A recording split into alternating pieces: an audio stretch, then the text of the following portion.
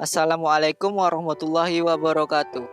Di video ini saya akan menjelaskan tentang pembelajaran teknologi layanan dan jaringan.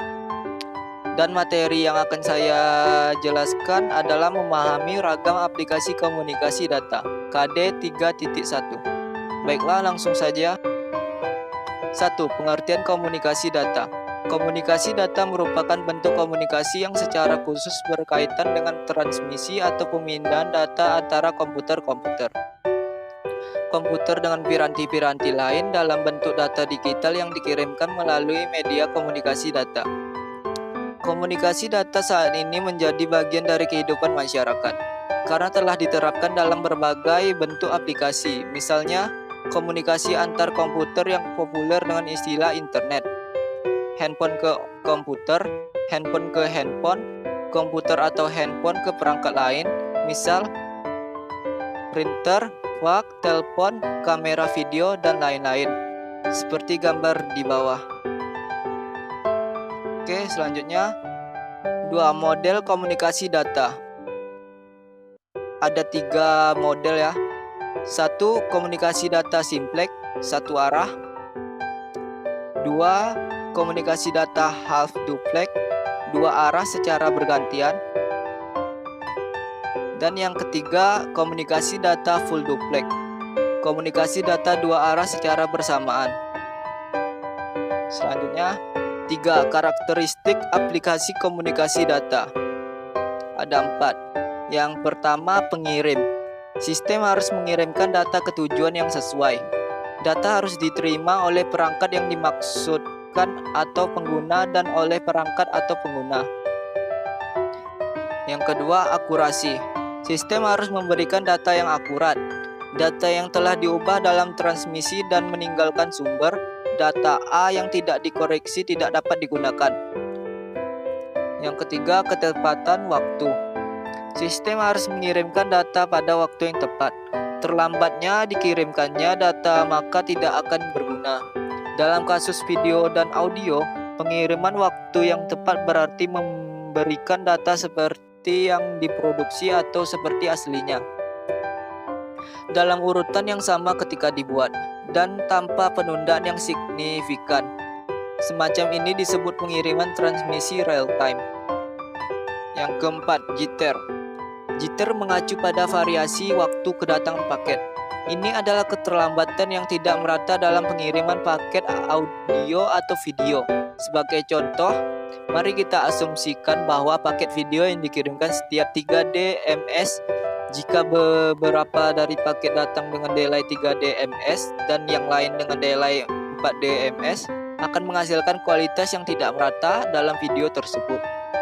Selanjutnya 4. Ragam aplikasi komunikasi data.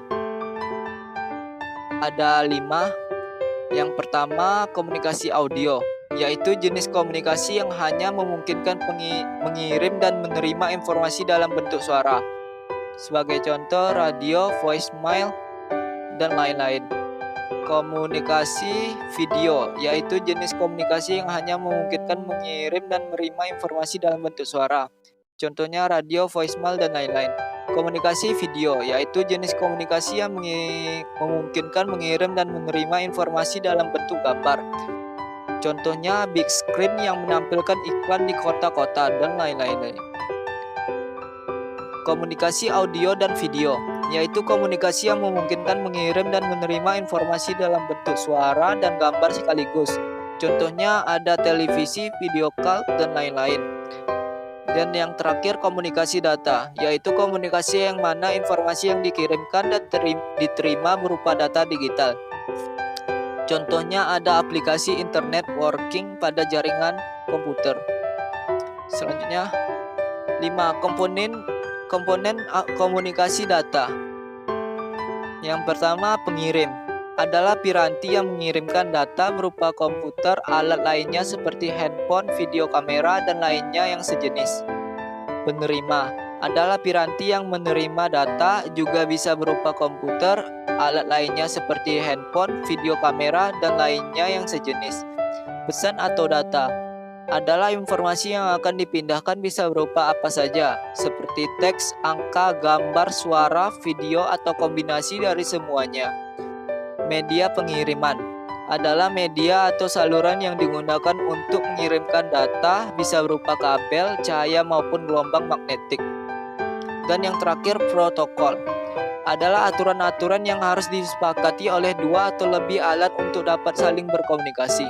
Tanpa protokol, dua alat atau lebih mungkin saja bisa saling terhubung, tetapi tidak dapat saling berkomunikasi, sehingga message yang dikirim tidak dapat diterima oleh alat yang dituju.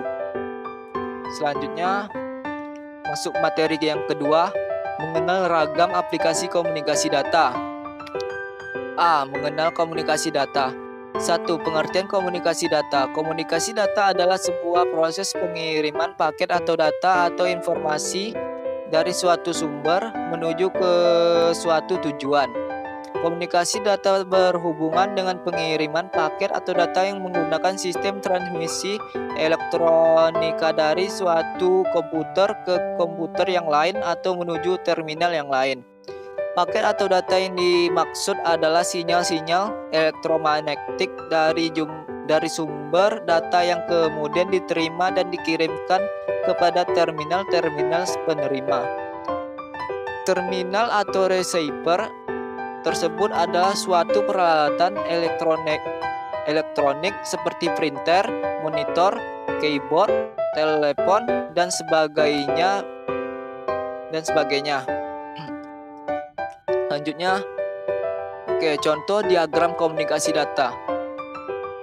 Contohnya seperti di bawah ya, gambar-gambar. Selanjutnya, 2. Keuntungan komunikasi data. Komunikasi data memiliki beberapa keuntungan, diantaranya sebagai berikut. Yang A. Memungkinkan kita untuk mengirim data dalam jumlah yang besar tanpa ada kesalahan dan ekonomis dari suatu tempat ke tempat yang lain. Yang B. Memungkinkan penggunaan komputer secara terpusat maupun secara tersebar sehingga mendukung manajemen dalam hal kontrol baik dari desentralisasi maupun sentralisasi. Yang C. Mempermudah kemungkinan pengelolaan dan pengaturan data yang ada dalam berbagai macam sistem komputer. Yang D. Mendapatkan data langsung dari sumbernya. Dan yang E. Mengurangi waktu untuk pengolahan data. Selanjutnya, B. Sejenis aplikasi komunikasi data. Komunikasi data berperan untuk memudahkan pertukaran data antar terminal dengan jarak tertentu. Komunikasi data dapat berupa komunikasi audio, video, maupun audio-video sebagai berikut. 1. Komunikasi audio. A. Pengertian komunikasi audio. Jenis komunikasi yang hanya memungkinkan mengirim dan menerima informasi dalam bentuk suara.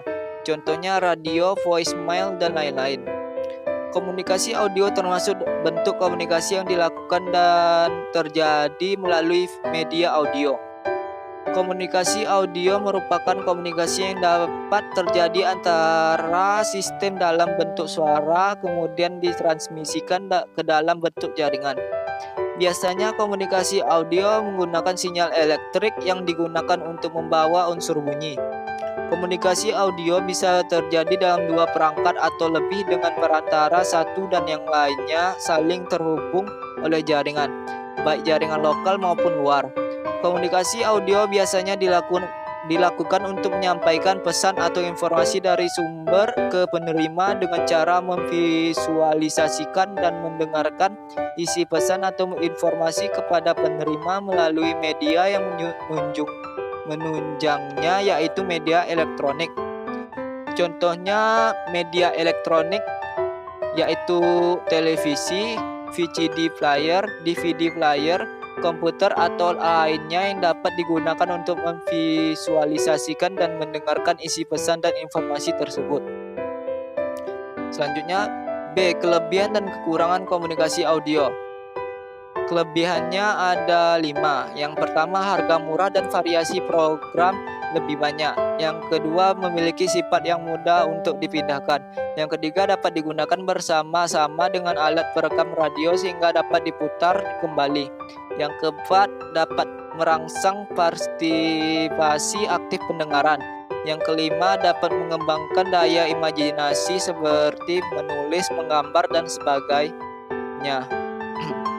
Dan kekurangannya ada dua. Yang pertama, memerlukan suatu pemusatan pengertian pada suatu permasalahan tertentu.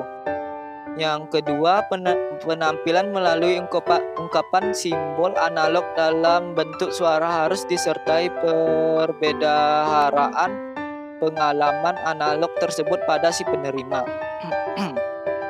Selanjutnya, masuk ke materi ketiga, jenis aplikasi berkomunikasi data. 1. Komunikasi video. A. Pengertian komunikasi video.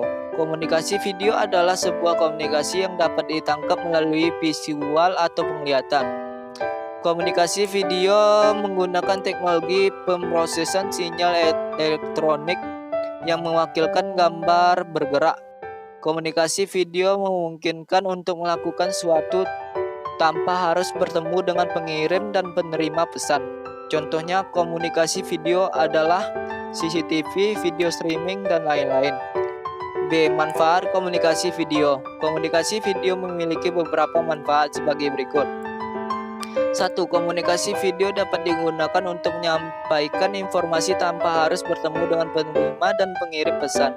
2. Komunikasi video dapat digunakan untuk berkomunikasi dengan orang atau beberapa orang secara jarak jauh tanpa mengenal waktu. Yang ketiga, komunikasi video dapat digunakan sebagai media pembelajaran bagi guru untuk menyampaikan materi pembelajarannya. Selanjutnya, 2. Komunikasi audio video. Yang A. Pengertian komunikasi audio video. Komunikasi audio video adalah proses penyampaian pesan atau informasi dari sumber kepada satu penerima atau lebih dengan cara memvisualisasikan sekaligus memperdengarkan isi pesan atau informasi kepada penerima dengan melalui media penunjangnya. Komunikasi audio video mengandalkan pendengaran dan penglihatan dari khalayak sasaran. Contohnya komunikasi audio video adalah video call, video conference, dan lain-lain.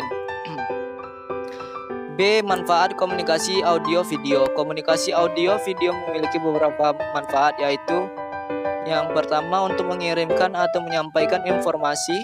Yang kedua, mempercepat penyampaian sebuah informasi.